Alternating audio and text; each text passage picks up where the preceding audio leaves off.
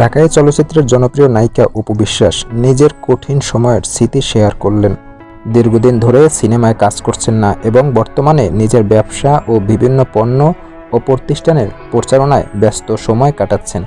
যদিও তার পেশাগত জীবনের তুলনায় ব্যক্তিগত জীবনই বেশি আলোচিত হয়েছে, বিশেষ করে সাবেক স্বামী শাকিব খান এবং চিত্রনায়িকা শবনম বুবলীকে নিয়ে একাধিকবার খবরের শিরোনামে জায়গা করে নিয়েছেন তিনি।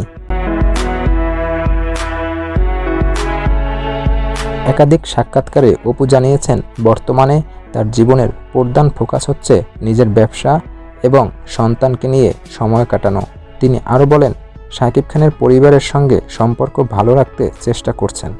তবে সম্প্রতি একটি টেলিভিশন চ্যানেলে দেওয়া সাক্ষাৎকারে অপু বিশ্বাস তার অর্থনৈতিক দুরবস্থার কথা শেয়ার করেছেন।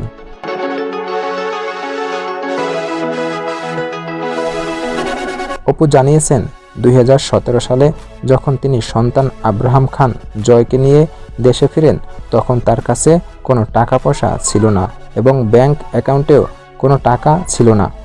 সে সময় তিনি বুঝতে পেরেছিলেন অর্থ কষ্টে থাকা মানুষের প্রতিদিনের জীবন কতটা কঠিন হতে পারে। তিনি বলেন, তখন আমি মিতব্যয়ী হয়ে শিখেছি।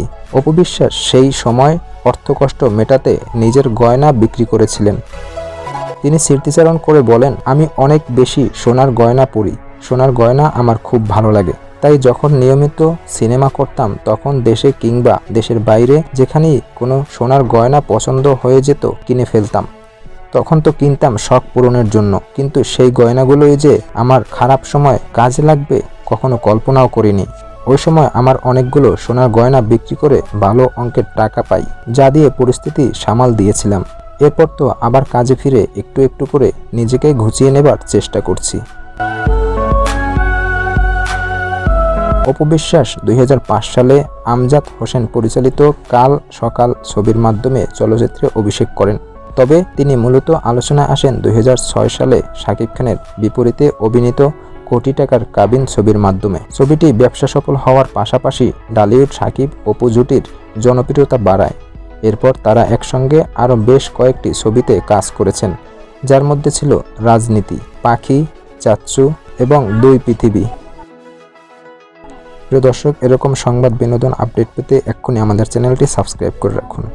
লাইক কমেন্ট দিয়ে আপনার মতামত শেয়ার করুন।